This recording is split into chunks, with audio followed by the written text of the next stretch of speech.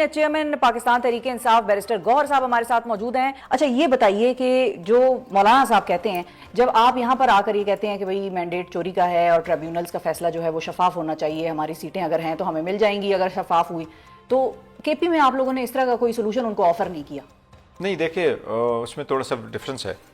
हम तो through out कह रहे हैं कि जी जहाँ जहाँ हमारा मैंडेट चोरी हुआ है उसका हमने जिक्र किया है, और इस वक्त हमारे तकरीबन 76 पिटीशंस है वो ट्राइब्यूनल्स में पेंडिंग है, और कोई भी ऐसे ट्राइब्यूनल नहीं है जिसने इवन नोटिस इशू करने के बाद न कोई उसमें जवाब आया है, न इश्यूज फ्रेम हुए, न आगे बात बढ़ी है, न कोई उसकी हियरिंग हुई है, जिसका हमें बड़ा शिकवा है, शिकायत है और कंप्लेंट है, और सुप्रीम कोर्ट हम जा चुके हैं। जहाँ तक मौलाना साहब का ताल्लुक है, अगर उसका राइट है, अगर वो समझते हैं कि उसका मैंडेट चोरी हुआ है, वो किस सीट पे हुआ है, किस कंस्टिट्यूएंसी में हुआ, वो नेशनल में हुआ है, प्रोविंशियल में हुआ है, उनका भी पूरा राइट है कि वो अपने सारे सबूत लेकर ट्राइब्यूनल में जाए। अच्छा, अब 190 मिलियन पाउंड केस का जब फैसले की हम बात करते हैं तो तीसरी दफा ये फैसला मौखर हो गया है, आप लोगों को क्या समझ में आ रही है इससे? देखिए, पाकिस्तान में जो लोअर कोर्ट्स है, ये बड़ा अनफॉर्चुनेटली कि लोगों का ट्रस्ट नीचे वाले अदालतों से उठ चुका है। इवन मैं तो कहूँगा कि अदलिया से एतमाद उठता जा रहा है, और बड़े सीरियस स्टेप्स लेने होंगे जो करे। जब कोई देने चाह रहे थे तो 11 बजे तक और 12 बजे तक हमें फैसला आ जाता है, और फैसला रात के वक्त भी आया था, हम बैठे रहे। 3 फैसले 5 दिन के अंदर आए थे, 30 साल की सजा हुई थी। तो अब आप और साइफर तो शखाना और इद्दत वाले सारे के सारे केस में मौजूद और आगे पीछे, और वो ऐसा दौर था कि जब हम इलेक्शन कैंपेन कर रहे थे उसमें ये सारे आ गए थे। आखिरी फैसला इद्दत का था जो आया। अब इस मरतबा आ रहे हैं, सम टाइम हो भी जाता है, बड़ा केस होता है उसमें डिले करते हैं, 1-2 तारीखें अक्सर जज ले लेते हैं, पता नहीं किस वजह से आ रहे हैं। लेकिन एक चीज़ जो हम ऑन द रिकॉर्ड खान साहब ने भी कहा है, आज ही कहा है, वो कह रहे हैं मैं कोई इस तरह नहीं है कि हमारी तरफ से कोई रिक्वेस्ट हो कि ना हो। अच्छा। नहीं कोई डील की पेश नज़र जो है ना कोई है, खान साहब ने डील कर रहे हैं, न कोई डील की है, न ऐसी कोई बात है। ये जब चाहे अपना फैसला अनाउंस करें, और ना ही आपकी ख्वाहिश है कि जब तक मुज़ाकरात हैं तब तक ये ना आए। मुज़ाकरात की बात नहीं है, मुज़ाकरात आज हो कल हो जो भी है, बाकी अगर कोई नहीं है तो। और फैसला ये अगर मिसाल के तौर पे खान साहब के अगेंस्ट भी आता है तो भी यू विल कंटिन्यू द मुज़ाकरात? अगर आईन और कानून के मुताबिक फैसला आता है और रूल्स और जो एविडेंस के मुताबिक होता है, और ये कि वो आईन कानून वाला तो आप लोग बात चलेंगे ना। नहीं, मैं पहले फैसला आएगा, अगर नहीं वो ठीक है, पहले फैसला आएगा फिर आप जाएंगे, वो तो चैलेंज करना है तो आपके एक और। मैं जो कह रहा हूँ कि अगर इन कानून के मुताबिक हुआ और जज देख रहा है कि मेरे पास क्या एविडेंस आया है तो एक्विटल होने चाहिए बाय ऑल मींस। उसकी रीजन कि कभी भी किसी सूरत भी किसी ट्रस्टी को किसी ने क्रिमिनल केस में इन्वॉल्व नहीं किया। ट्रस्टी कभी ओनर नहीं बन जाता प्रॉपर्टी का। गवाहों ने एडमिट किया है कि खान साहब ने कोई बेनिफिट नहीं लिया। गवाहों ने एडमिट किया कि जो पैसा इन्वॉल्व है ये सरकार का पैसा नहीं था। ये गवाहों ने एडमिट किया कि ये पैसा जो है ये क्राइम प्रोसीड्स नहीं है। तो ऐसे सर्कमस्टांसेस में आप क्या करते? खान साहब ने सिर्फ ये नहीं कि उसने अलकादर ट्रस्ट बनाया, और इनकी ये देखो कि अलकादर ट्रस्ट की इंक्वायरी चल रही थी, बाद में लोगों को दिखाने के लिए कि 190 मिलियन पाउंड है और ये करप्शन का केस है, नाम भी चेंज किया गया, वो इंक्वायरी अलकादर से नाम भी चेंज कराया गया।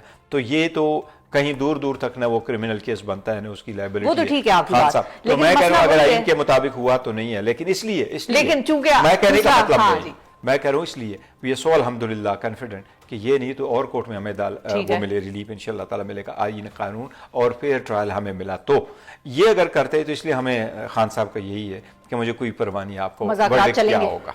और मुज़ाकरात चलेंगे अगर अगेंस्ट मुज़ाकरात देखें, अगर मुज़ाकरात आपके चलते हैं तो मुज़ाकरात आगे देखते हैं किस तरह चलते हैं।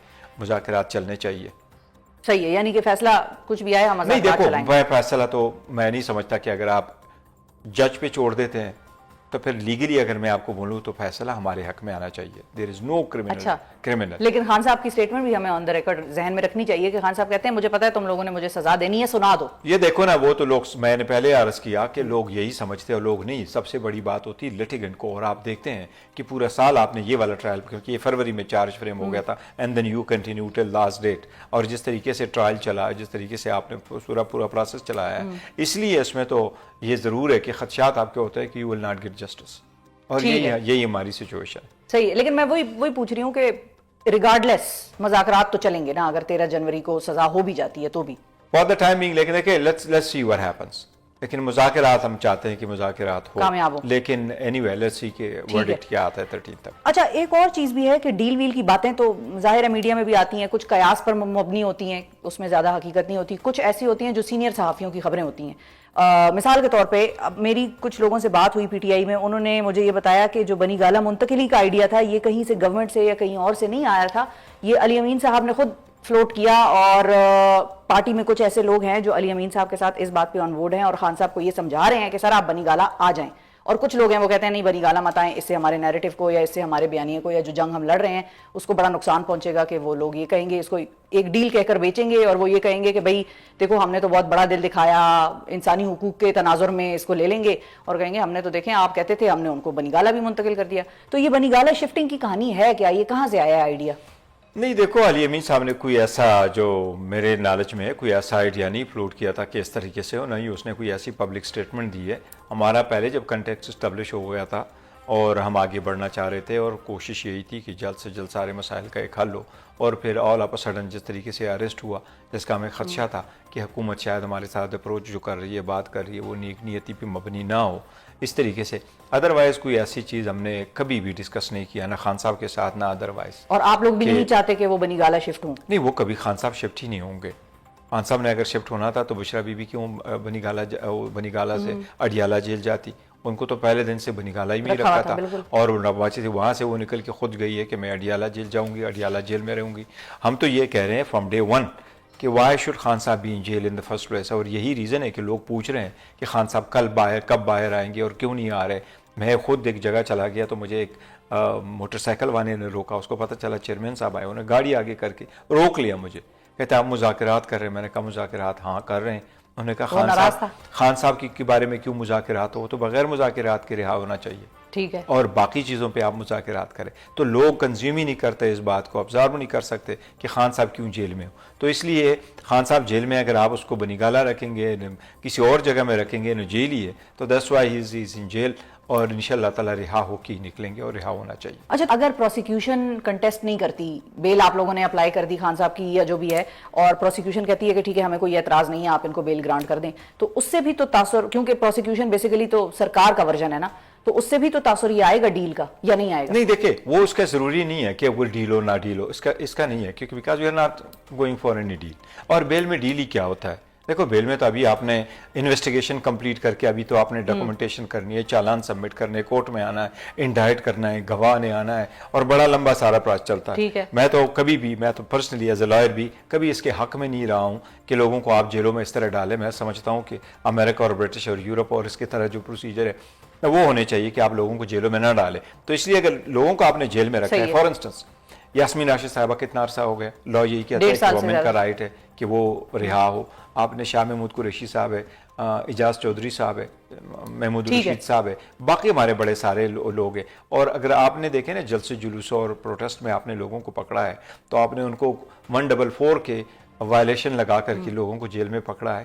تو لیٹس موو فارورڈ, اور ان سارے لوگوں کی رہائی ہونی چاہیے. اب ایک ہائپوتھیٹیکل کوسچن بھی ہے, اور وہ ظاہر ہے آپ لوگ بیٹھے ہیں گورنمنٹ کے ساتھ, تو دونوں قسم کی سینیریوز مائنڈ میں تو ہوں گے آپ لوگوں کے بھی. ایک ہے پازیٹیو کہ بھئی کامیاب ہو جاتے ہیں مذاکرات, ہماری بات سن لی جاتی ہے, اور ایک سینیریو یہ ہے کہ بھئی کامیاب نہیں ہوتے.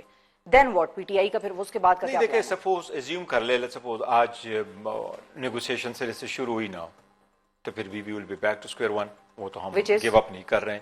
مطلب ہم ایک پولیٹیکل پارٹی ہے, خان صاحب کو جیل میں رکھا ہے, نہ حق رکھا ہے, کورٹوں میں ہم اپنا کیسز کریں گے, اور جو ہمارا struggle as a political party, protest ہو, جلسہ جلوس ہو, ہم کریں گے, اور وہ ابھی بھی ہم نے تو ویو اپ نہیں کر دیا.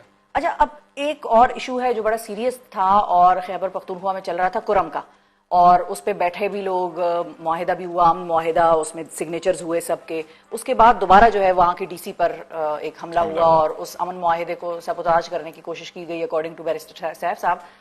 اس حوالے سے آپ لوگوں کے ایک اور بڑے اہم اتحادی جو کہ عمران خان کے بڑے ٹرسٹڈ ساتھی بھی ہیں, علامہ صاحب, وہ بڑے ناراض ہیں. وہ کہتے ہیں کہ میں تو اس دوسری میٹنگ میں بیٹھ بھی نہیں رہا تھا مذاکرات کی, لیکن مجھے پھر پی ٹی آئی کے ایک بڑے محترم میرے دوست نے فون کیا, اور اس نے مجھے کہا کہ آپ آئیں, اور پھر میں نے فیصلہ کیا کہ میں بیٹھتا ہوں. لیکن میں علی امین سے ناراض ہوں, اس حکومت کی خالصتاً پوری ذمہ داری بنتی ہے جو یہ سسٹم. نہیں دیکھیں, وہ کورم کی جو سچویشن ہے وہ بڑا ڈیلیکیٹ اور سیریس سچویشنز ہے, اور علی امین صاحب اور پولیٹیکل جو اس کی حکومت ہے علی امین صاحب کی, انہوں نے بڑی کوشش کی ہے, اور ایسی کوشش کی ہے کہ جب ایپیکس کمیٹی کی میٹنگ تھی تو اس میں اس کی تعریف بھی کی گئی ہے کہ یس آپ کی کوششیں کتنی سنسیئر تھی اور کتنی افیکٹو تھی ایز اے پولیٹیکل گورنمنٹ اور ادروائز بھی. مولانا صاحب جو علامہ ناصر صاحب جو ہے ان کا اہل تشیع کے ساتھ تعلق ہے، اور دیکھیں پہلی مرتبہ آپ کو میں بتاؤں کہ یہ کرم میں فرسٹ ٹائم ہوا ہے کہ اس مرتبہ ہم نے جو سیٹ دی ہے تو پاکستان تحریک انصاف نے سیٹ دے دی تھی، ٹکٹ دے دیا تھا ہم نے اہل تشیع کو، اور ساری سنیے نے یک زبان ہو کر کے ان کو ووٹ دیا ہے، جبکہ یہ بہت کم ہوتا ہے یہاں۔ یہ جب ریلیجس انوالو ہوتے ہیں تو ہماری کوشش یہی ہے کہ مولانا چاہے علامہ ناصر صاحب ہے یا کوئی اور سنی والے ہیں وہ یہ لائن نہ لیں کہ جی آپ کہیں یہ والی بات ہے، یہ بڑا ڈیلیکیٹ ایشو ہے، سب مل کر کے بیٹھے اور حل کرے اور ریزالو کروائے۔